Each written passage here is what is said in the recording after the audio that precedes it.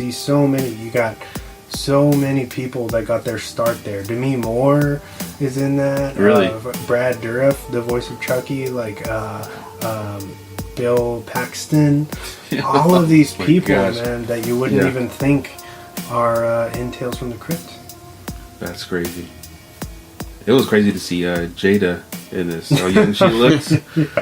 I don't remember. I mean, I've seen Set It Off, but I don't remember her looking that young. I mean, she looks young. It just still looks the same as she did. Niobe. Yeah. Matrix anniversary. But yeah. What about you, Neil? Favorite scene? I would say when they were fucking. And they had the fucking... that was gonna be mine too.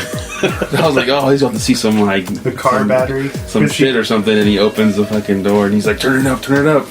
And he's like, my nipples are burning off. He's like, my nipples are smoking. I was like, what the fuck? That's some kinky shit. Actually, too, the beginning and that scene too. Yeah. The beginning was a really fucking... it really brought me back. It really made me think of like that scene alone just made me be like I'm in the 90s. I'm watching this shit, so it made me go back to my. Like you get that feeling of like how you were or the thoughts you were having when you were that age. Yeah, and especially like especially when you see certain stuff like. I know you go back and you see certain movies that were from the 90s and you're like, I don't know if I still like that movie. Yeah. But this kind of holds up to still, dude. You know, like it's still one of those movies where it's just like, oh shit, this is like the funniest shit ever. Like I can't believe somebody like created this. Yeah. Like that's how I got it. And also I got a bunch of thrills from it. Like I was like, oh my god, like what the fuck? Are they gonna catch him? And you see the little kid like fucking reading the Crypt comic in there. That was a nice little touch and shit. And they were going back. So, but I loved it, man. That's my scene. Sorry. Yeah. No, that's the same as me. Same? Yeah. I have a question for you, Wes. Yeah. What for the series? How long was each episode? About. I think they were like 45 minutes. Okay. Yeah, between 45 50 minutes.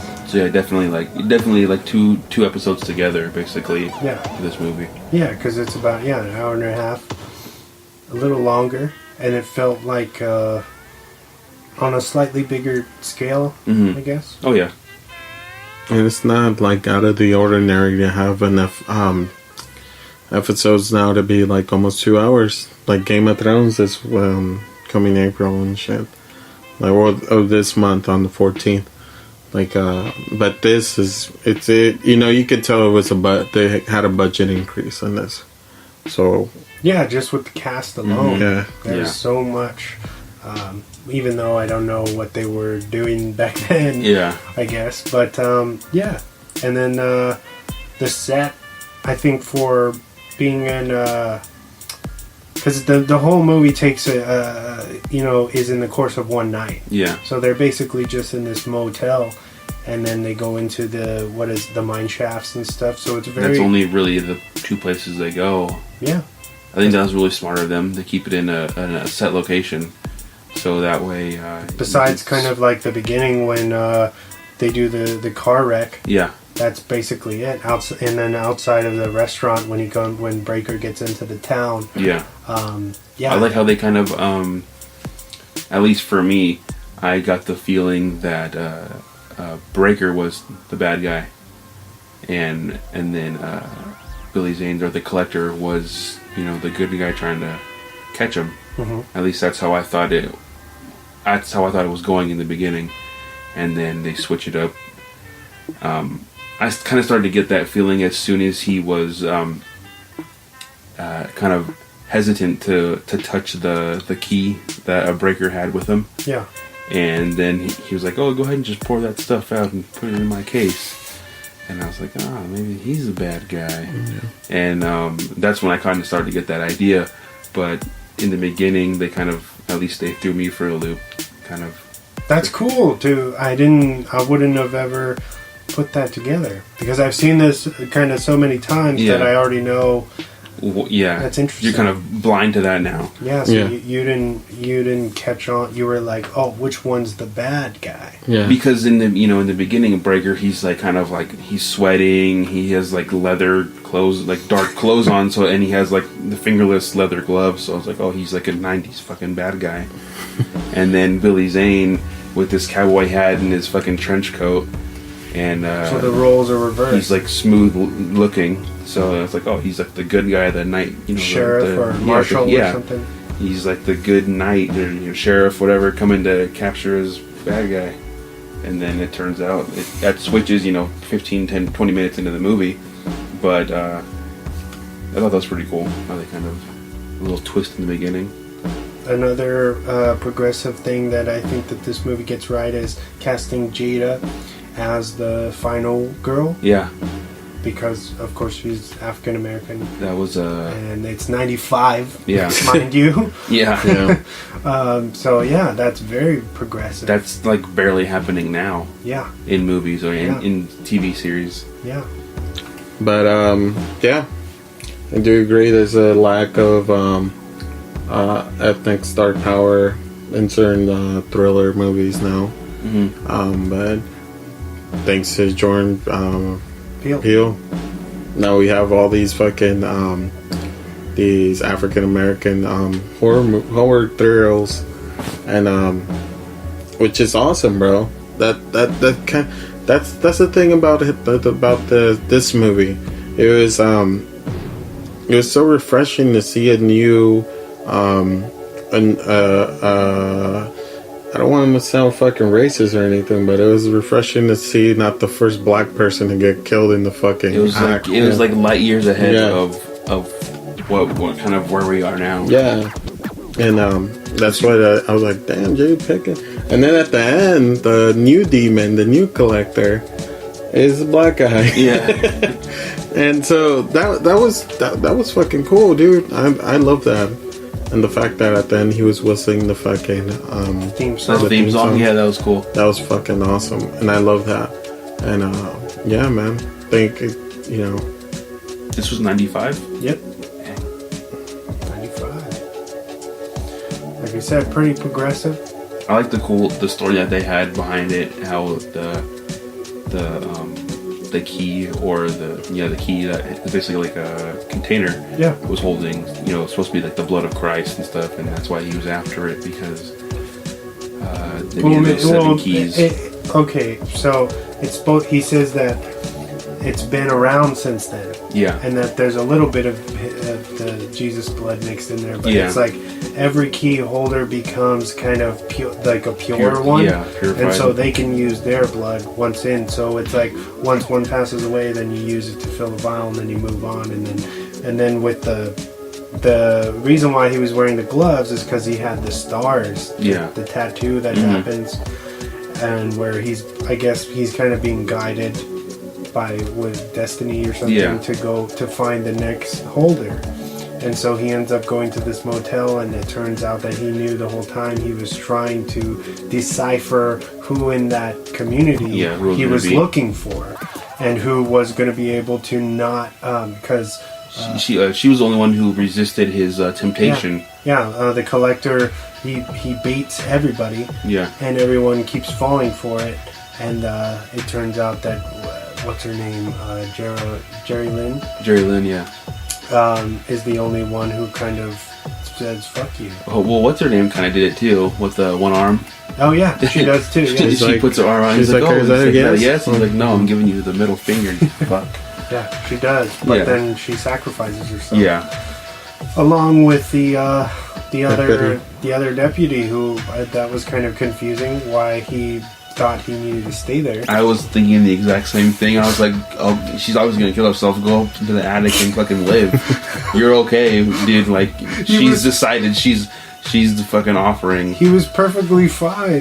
I like how he runs out of bullets and throws his gun on the ground like fuck, and then she comes down and he's like, all right, and gives her a hug from behind. He's like, let's do this. That has to be a deleted scene somewhere. There's some more backstory between these characters. So I feel he's like, oh, my boo's gonna die. That makes sense. Yeah, it's probably just left on the cutting room floor. Something with their. There's probably a scene or two where they're like, "Oh, hey."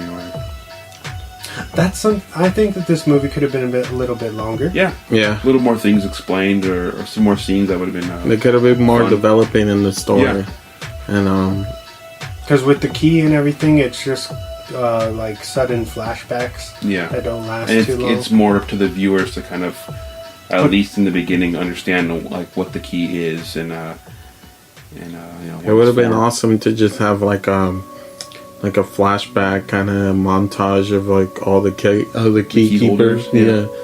To see, we just see Baker's kind of backstory where he's like in World War II. World War II. Yeah, I think it was 2.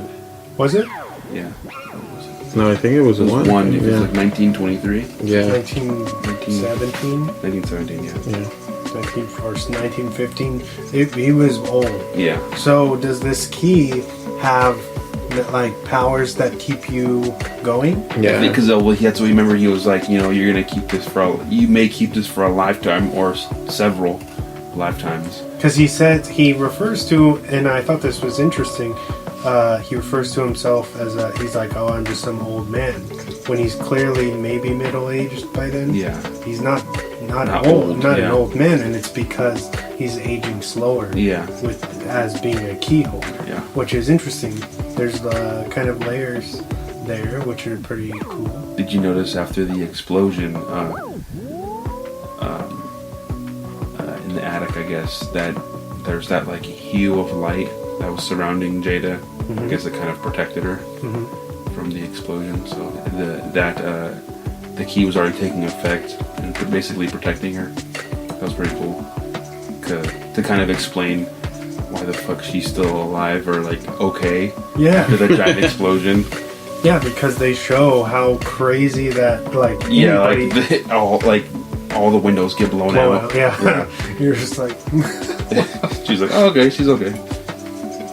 But then again, that could have been just like 90s movies explaining. No, I would think. Yeah, I think that's a good. At least they put that in there. Yeah. We're like, oh, she's the main character. She can't die, obviously. What else? Did you notice the goof? And I don't even know if this is a goof or is this something that happens all the time. But when the collector first comes in, and he says when he meets, Breaker sees that he's been found, and they come in. He says the collector says something about. Oh, if he doesn't have the key on him, that means it's somewhere in this house. But it's not a house, it's a motel. Oh, okay. And then they say it later, the owner of the motel says something about her, oh, this is my house, my rules. Yeah. So I'm wondering why, was it just that she converted her house into a motel? Well, I don't know, because the drunk guy, Willie, he's like, this used to be a church back in the, way back when, and now it's converted into a motel. So, I mean, unless she was like a nun or something. Because I thought that was weird that they referred to the building as a house twice. Yeah. When it's clearly not a house. Yeah. It's a motel. It just seems weird that some, an outsider would come in and say, well, we better find something in this house. Yeah. And it's like a motel. Yeah. And everyone else just goes along with it. Yeah. And in my research for this film, I did not find anything about, nobody said anything about that line. And it's just... Maybe that was just left in and they're like, oh, fuck it. Odd. They think it's funny, I guess. I don't know. It's mind-boggling a little bit. One day someone's going to review this movie and they're going to be confused as shit. I can't wait. Well, it's not happened yet. It's pretty old, right? Yeah. What else, guys? Any curiosities? Anything?